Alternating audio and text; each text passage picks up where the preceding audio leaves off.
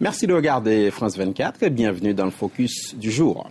C'était le 25 juin 2006, soit quelques semaines avant la deuxième guerre israélienne contre le Liban. Le soldat franco-israélien Gilad Shalit est capturé à la limite de la bande de Gaza, enlevé par le Hamas, dont les positions se sont retrouvées renforcées dans le territoire après sa prise de pouvoir en 2007. Depuis, le soldat Shalit est retenu par ses ravisseurs. Très peu de preuves de vie, mis à part des lettres et une vidéo diffusée l'année dernière où il affirmait être en bonne santé. 4 ans après les faits, le soldat Shalit, qui faisait son service militaire en tant qu'appelé, est au cœur de tous les enjeux. Cette semaine, le Hamas a refusé que la Croix-Rouge lui rende visite. Ses parents ont accusé le pouvoir israélien de l'abandonner et des manifestations ont été organisées à Paris, notamment pour exiger sa libération. Gallagher Fenwick, merci d'être avec nous. C'est vous qui avez réalisé le sujet que nous allons voir. Vous avez rencontré aussi bien des responsables israéliens que des membres du Hamas. Quel est leur état d'esprit 4 ans après la capture du soldat Gilad Shalit?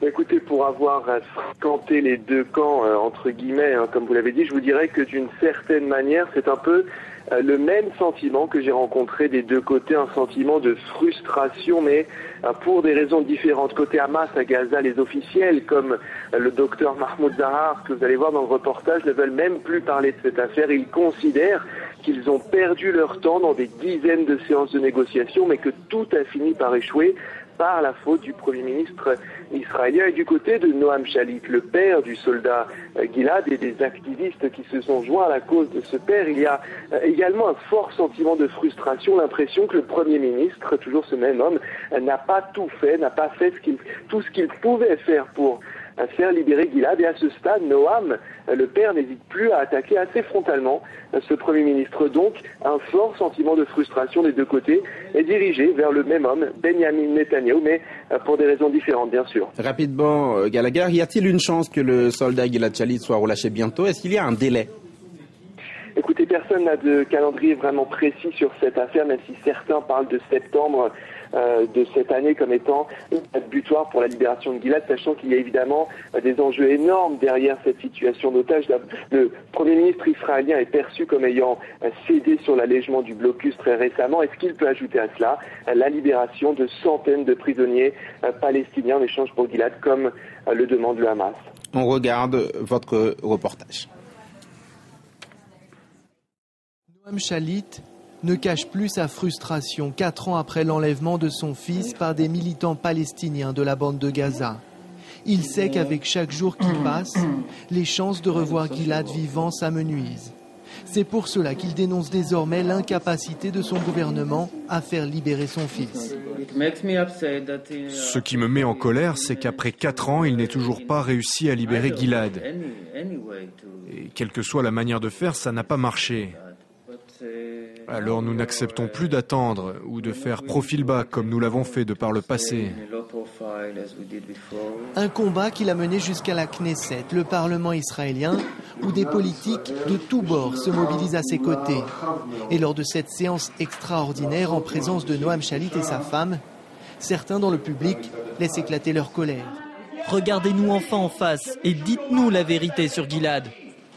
Pour certains membres de la coalition du Premier ministre, le temps est venu de payer le prix exigé par le Hamas. C'est une décision politique de dire oui, de relâcher les terroristes du Hamas et de ramener Shalit. Mais ça prend du temps, 1 an, 2 ans, 3 ans, 4 ans. On rentre dans la 5e année et je pense que le Premier ministre Netanyahou doit décider dans les 2 prochains mois, j'ai conseillé à la famille, de dormir à côté de sa porte. À Gaza, où Shalit serait détenu, le prix à payer pour sa libération est sur les murs de la ville. Un échange de prisonniers dicté par les dirigeants du Hamas, tels que le docteur Zahar. Il estime d'ailleurs qu'on ne s'étend pas assez sur le sort de ces milliers de prisonniers politiques palestiniens. Il veut parler d'eux et non plus du soldat Shalit. Gilad Shalit est-il vivant? Je ne sais pas.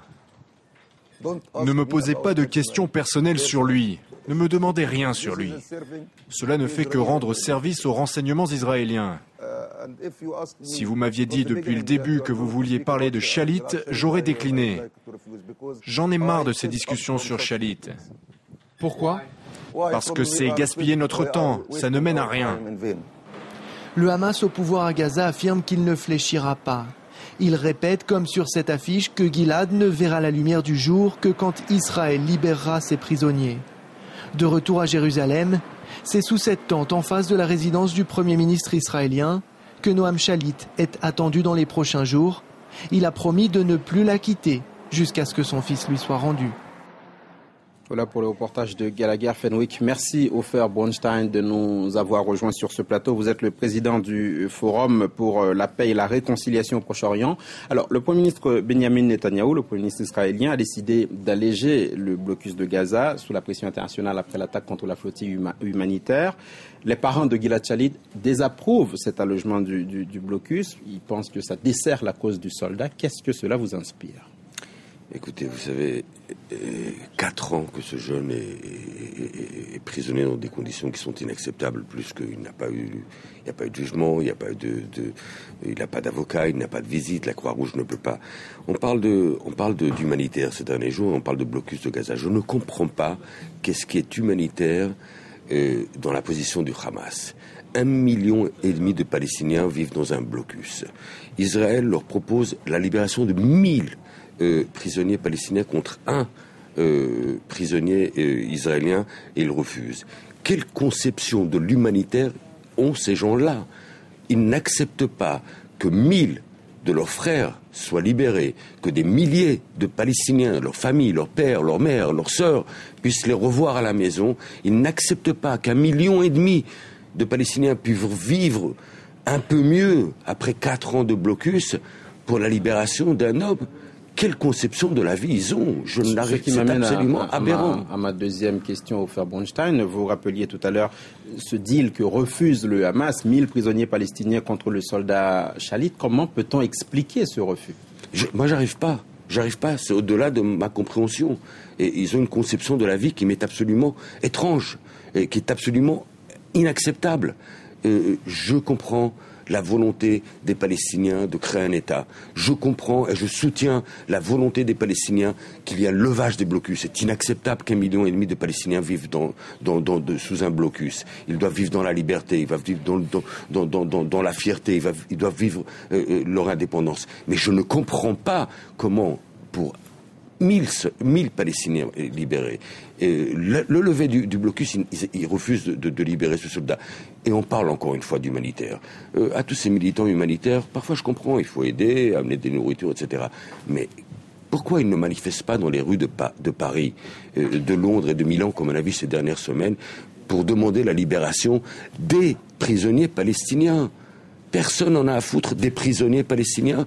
Personne n'en a à foutre d'1,5 million de Palestiniens qui vivent dans un état de siège. Alors, pour la libération. 4 ans que le soldat Shalit est retenu, on ne sait pas où, dans quelles circonstances. On l'a rappelé aussi dans ce reportage.